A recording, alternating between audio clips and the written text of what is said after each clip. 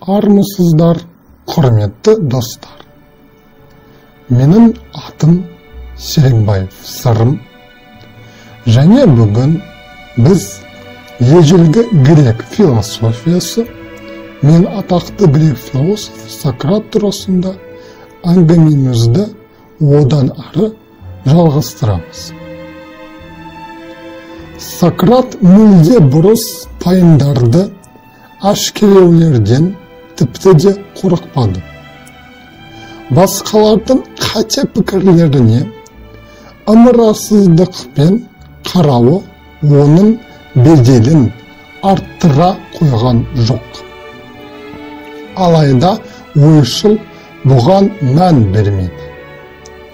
Логика осы кезеңде өз дамуының алғашқы сатысында ғана еді. Бірақ Сократ өз пікірлеріне қарсы дәлел айтқан адамды білім білігімен оп-оңай жеңіп кете алатын. Сократтың басты пайымы ізгілік білімнен дұрыс іс-әрекет рационалды түсінуден туындайды. Барлық адам ізгілікті қалайды.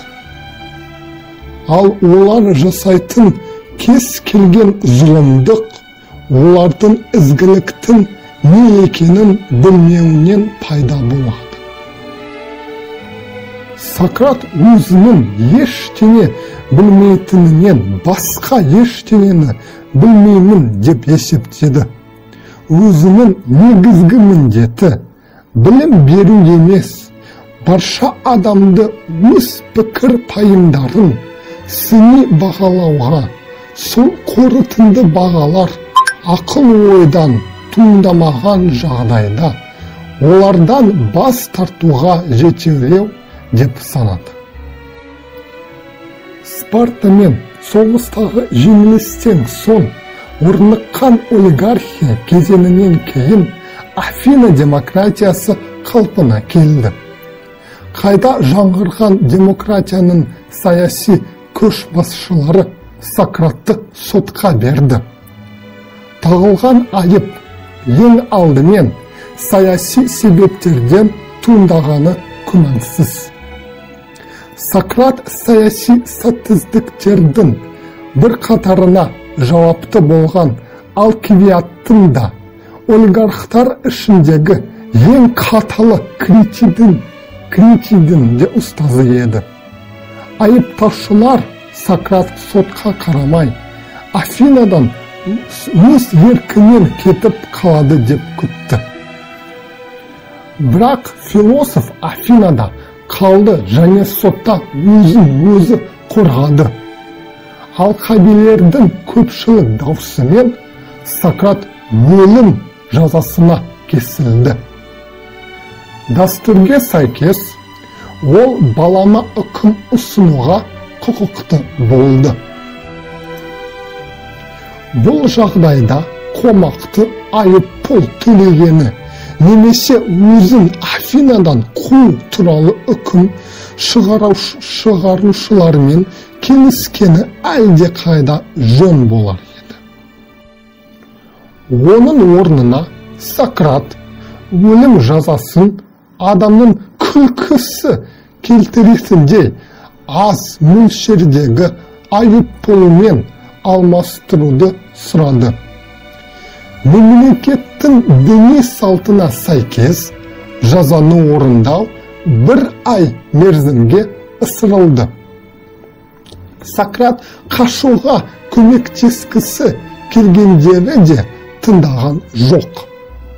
Оның бұл дүниеге өмірінің соңғы күні Платонның Федон сұхбатында баяндалған. Сократ ол күнді достарымен жанын мәңгілік екені, өлмейтіні туралы пікірталас жүргізумен өткізді. Түрме қарауылы әкелген ұды философ асықпай ішіп қайтыс болды. Оның соңғы сөзі мынадай: Критон Biz Asklepiyege bir tavuk qarızbız. Bilsenderşi endi, unutpandarşi. Sokrat'ın haqiqatqa umtuluğu. Filosof obyektivni haqiqatın bar ekeni jaylı oy pikirden şabıt aldı.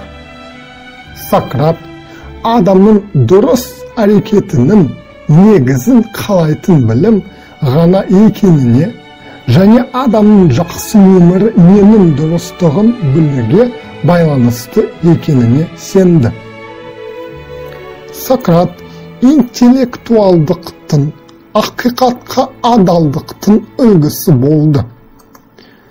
Философ ғылыми жаңалықтарға қарағанда этикалық мәселелерге көбірек қызықты.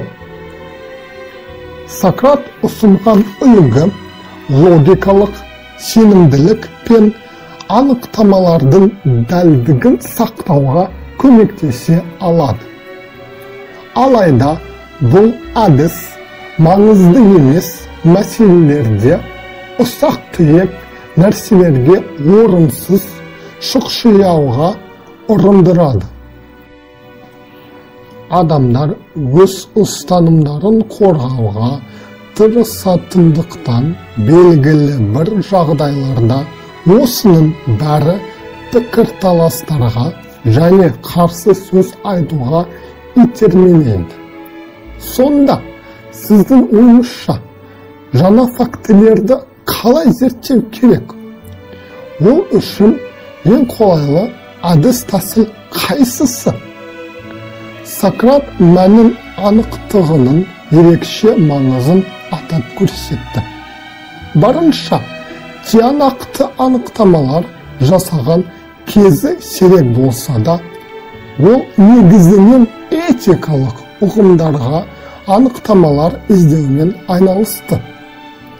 Сократтың көзқарасы бойынша ізгілік дегеніміз білім. Осымен хабарымыз аяқталды. Келесі кездескенше сау саламат болыңыздар.